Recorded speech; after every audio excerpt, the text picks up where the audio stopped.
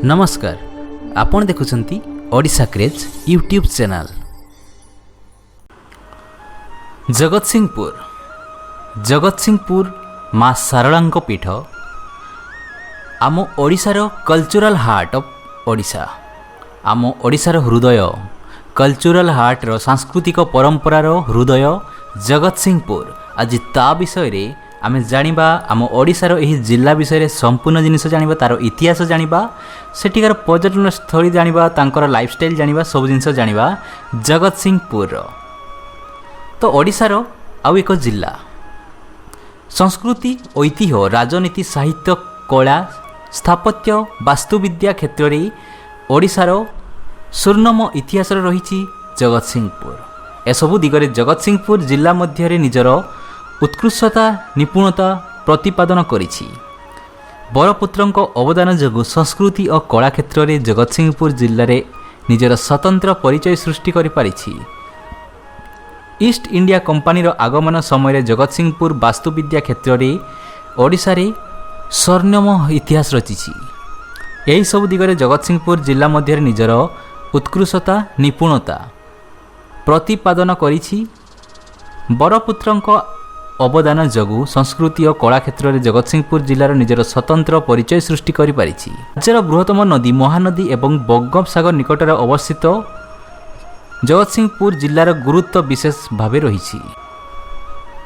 अनेक घटना एठारे घटी जाइछि जहाँ मानव जाति लगी स्मरणीय होई रही। जगतसिंहपुर पूर्व गोलर्धर समुद्र उपकूल विद्यमान। जगतसिंहपुर उत्तर में केन्द्रापड़ा जिला, दक्षिण में पुरी जिला, पूर्व में बंगोपसागर एवं पश्चिम में कटक जिला रही। जिले में 8टी ब्लॉक, 8टी तहसील, गोटे सब डिविजन, 1759 वर्ग किलोमीटर को व्यापी यही जगतसिंहपुर जिला। यही नूतन जिलाटी 1993 मसीहा एप्रिल 1 रे गठन करा जाइथिला। जिलाटीर आयतन दृष्टि क्षुद्र हेले हैं जनबहुल अंचल भावे परिचित। जगतसिंहपुर इतिहास हिंदू, मुसलमान, मराठा, ब्रिटिश शासकों राजूतिर समाहार।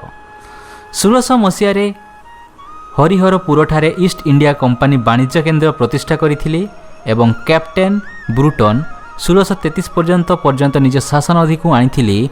1748 मसीह जगतसिंह को राजस्व संग्रह लगी नियुक्ति देइथिले। से पेशवा को नजकरा संग्रह करुथिले एवं दीर्घ वर्ष हरिपुर रे निर्विवाद निरविच्छन प्रशासक भाव कार्य करुथिले। 1786 रे जगतसिंह को नाम अनुसार हरिपुर को जगतसिंहपुर भावे सामिल करागला, नामित करागला। जिलार मोट जनसंख्या 70% लोक चाष कृषि संबंधी उत्पाद निर्भर करथांती। एही जिलार कुशली वृत्तिगत श्रेणी राज्य बाहर प्रमुख स्थान अधिकार करथिले। फल ओडिशार आर्थिक क्षेत्र में जेतेबेले शिल्प प्रमुख स्थान पाई नथिला, सेतेबेले एही जिलार कुशली वृत्तिगत क्षेत्र में वृत्तिगत श्रेणी को प्राधान्य जोगु एठारे अर्थनीति शक्तिशाली थिबा सह विकास संभव होइथिला।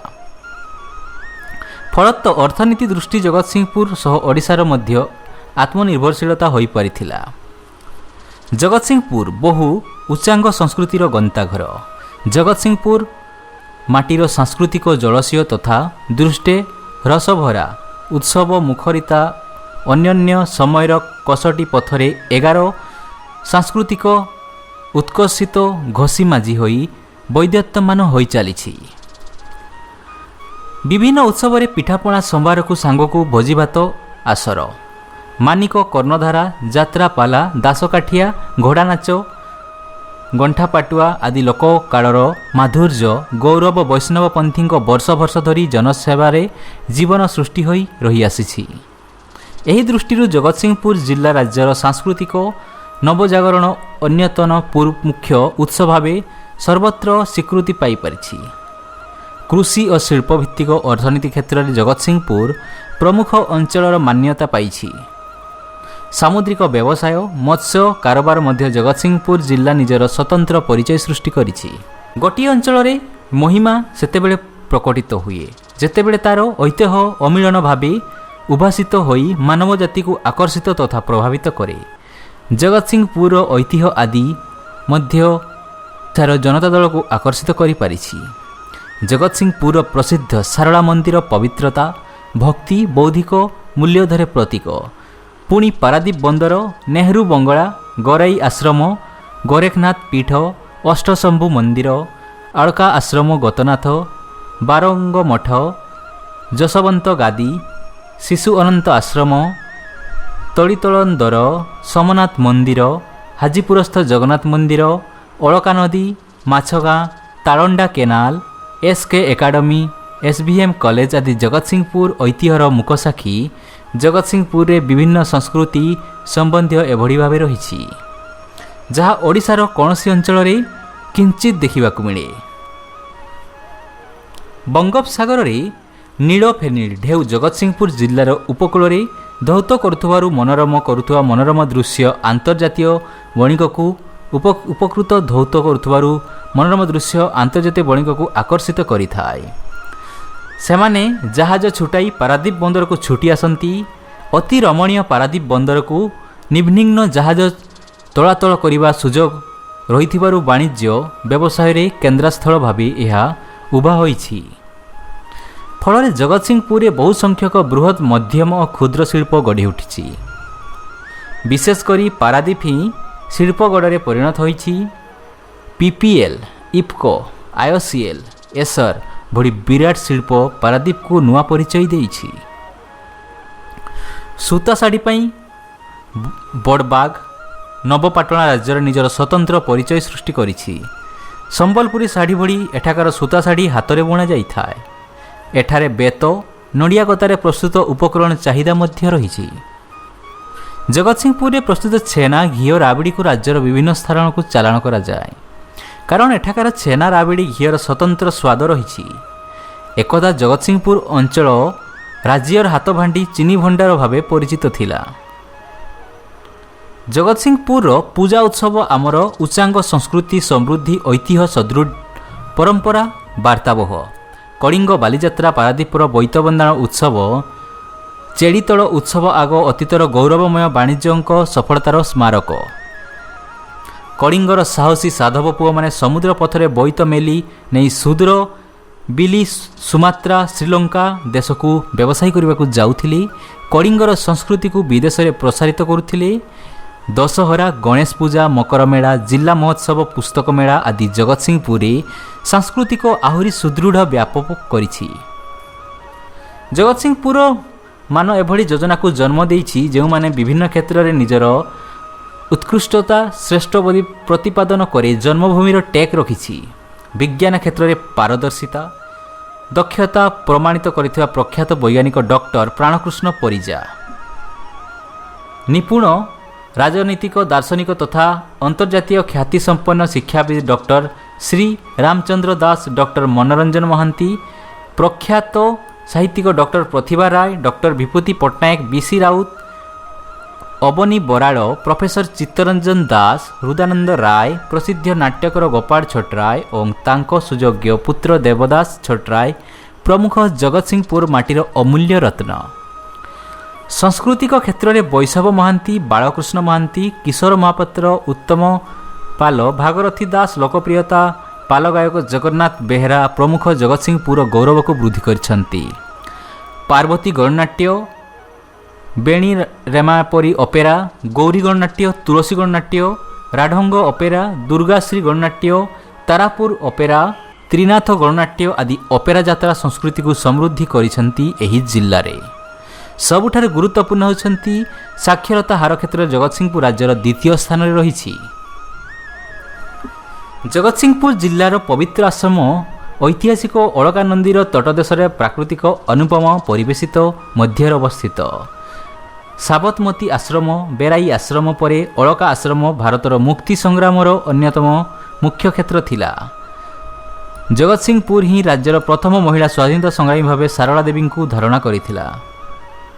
ସେହିପରି ଗୋପବନ୍ଧୁ ଦାସ, ନବକୃଷ୍ଣ ଚୌଧୁରୀ, ମାଳତୀ ଦେବୀ, ବୀରକିଶୋର ଦାସ, ଅନ୍ନପୂର୍ଣ୍ଣା ମହାରଣା, ପ୍ରାଣକୃଷ୍ଣ ପାଢ଼ିଆରୀ, ଗୌରାଙ୍ଗ ଦାସ, ନିତ୍ୟାନନ୍ଦ କାନୁନଗୋ, ଭାଗୀରଥୀ ମହାପାତ୍ର, ବିଶମ୍ବର ପରିଡ଼ା, ପ୍ରିୟନାଥ ଦେ, ନିଶାମଣି ଖୁଣ୍ଟିଆ, ବୈକୁଣ୍ଠନାଥ ମହାନ୍ତିଙ୍କ ଭାରତର ମୁକ୍ତି ସଂଗ୍ରାମରେ ବିଶେଷ ଅବଦାନ ରହିଛି। ଏଭଳି ବୀରପୁତ୍ରଙ୍କ ପାଇଁ ଜଗତସିଂହପୁର ପ୍ରଶଂସାର ହକଦାର ହୋଇପାରିଛି। ଖ୍ୟାତିନାମା ବାରିଷ୍ଠ ରଞ୍ଜିତ ମହାନ୍ତି, ପ୍ରଖ୍ୟାତ ଓକିଲ ଗଙ୍ଗାଧର ରଥ, ସୋମନାଥ ମହାପାତ୍ର, ବ୍ରହ୍ମାନନ୍ଦ ପଣ୍ଡା, ସୁପ୍ରିମକୋର୍ଟର ଅବସରପ୍ରାପ୍ତ ବିଚାରପତି ଅର୍ଜିତ ପଶାୟତ ଭଳି ମହାନ ବ୍ୟକ୍ତିଙ୍କ ଲାଗି ଜଗତସିଂହପୁର ଜିଲ୍ଲାର ସମ୍ମାନ ବୃଦ୍ଧି ପାଇଛି। ରାଜ୍ୟର ପ୍ରଥମ କ୍ରିକେଟ ଖେଳାଳି ଭାବେ ଭାରତୀୟ ଦଳରେ ସ୍ଥାନ ପାଇଥିବା ଦେବାଶିଷ ମହାନ୍ତି ମଧ୍ୟ ଜଗତସିଂହପୁର ମାଟିର ସୁଯୋଗ୍ୟ ପୁତ୍ର, ଲୋକପ୍ରିୟ ଅଭିନେତା ଦୁଃଖୀରାମ ସ୍ୱାଇଁ, ଆର୍ତ୍ତବନ୍ଧୁ ରାଉତରାୟ, ଅକ୍ଷୟ ମହାନ୍ତି ମଧ୍ୟ ଜଗତସିଂହପୁର ବାସିନ୍ଦା।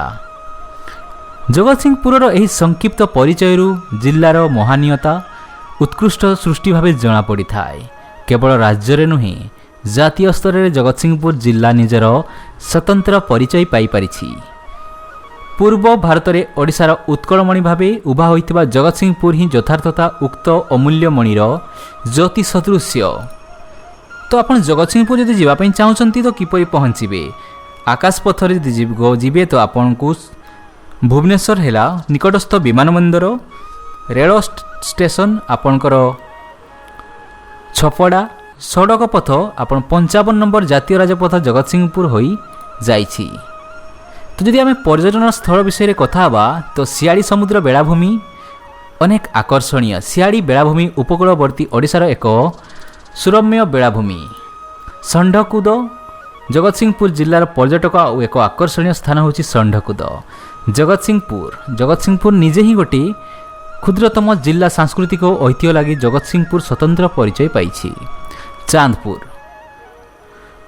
ମହିଳ ଗାଁର ଉପାନ୍ତର ଗ୍ରାମୀଣ ପରିବେଶ ମଧ୍ୟରେ ଭଗବାନ ରଘୁନାଥ ଜୀଉ, ଭଗବାନ ଚନ୍ଦ୍ରଶେଖରଙ୍କ ପ୍ରସିଦ୍ଧ ମନ୍ଦିର ହେଉଛି ଚାନ୍ଦପୁରରେ। ଗଡ଼ଗୁଜଙ୍ଗ ମନ୍ଦିର, ପାରାଦୀପ ବନ୍ଦର। ବାଣିଜ୍ୟଙ୍କ କାରବାର ଦୃଷ୍ଟିରୁ ପାରାଦୀପ ବନ୍ଦର ଭାରତର ଅନ୍ୟତମ ଶ୍ରେଷ୍ଠ ବନ୍ଦର। ମା ଶାରଳା ପୀଠ ଜଗତସିଂହପୁର ଜିଲ୍ଲାର ଝଙ୍କଡ଼ ଅଞ୍ଚଳ ମା ଶାରଳା ଠାକୁରାଣୀଙ୍କ ପାଇଁ ଜଗତସିଂହକୁ ଜଣାଶୁଣା। ମାଙ୍କ ପୀଠ, ପବିତ୍ର ପୀଠ ମା ଶାରଳା ପୀଠ। ଏହିସବୁ ଆପଣ ଜଗତସିଂହପୁର ଯାଇକରି ବୁଲିପାରିବେ। ତ ଜାଣିଲେ ଜଗତସିଂହପୁର ଜିଲ୍ଲାର ଇତିହାସ, ତାର ଐତିହ୍ୟ, ତାର ପର୍ଯ୍ୟଟନୀ ସ୍ଥଳୀ ସବୁ ଜିନିଷ ବିଷୟରେ ଜାଣିପାରିଥିବେ। ସେ କେତେ ମହାନ, ଓଡ଼ିଶାର ପାଇଁ କେତେ ଅବଦାନ, କେତେ ସେ ଅଗ୍ରଣୀ ସେ ଜିଲ୍ଲା। ଯଦି ଆପଣ କିଛି କମେଣ୍ଟସ୍ ଥିବ ତ ନିଶ୍ଚୟ କମେଣ୍ଟସ୍ ବକ୍ସରେ କମେଣ୍ଟସ୍ କରନ୍ତୁ। ଭିଡ଼ିଓଟି ଭଲ ଲାଗିଲେ ଲାଇକ୍ କରିବେ, ଆପଣଙ୍କ ଫ୍ରେଣ୍ଡମାନଙ୍କ ସହିତ ସେୟାର କରିବେ। ଯଦି ଓଡ଼ିଶା କ୍ରେଜ୍ ଚ୍ୟାନେଲକୁ ଏପର୍ଯ୍ୟନ୍ତ ସବସ୍କ୍ରାଇବ୍ କରିନାହାନ୍ତି ଦୟାକରିକି ସବସ୍କ୍ରାଇବ୍ କରିବେ ଏବଂ ବେଲ୍ ଆଇକନ୍କୁ ବି ପ୍ରେସ୍ କରିବେ। ଧନ୍ୟବାଦ।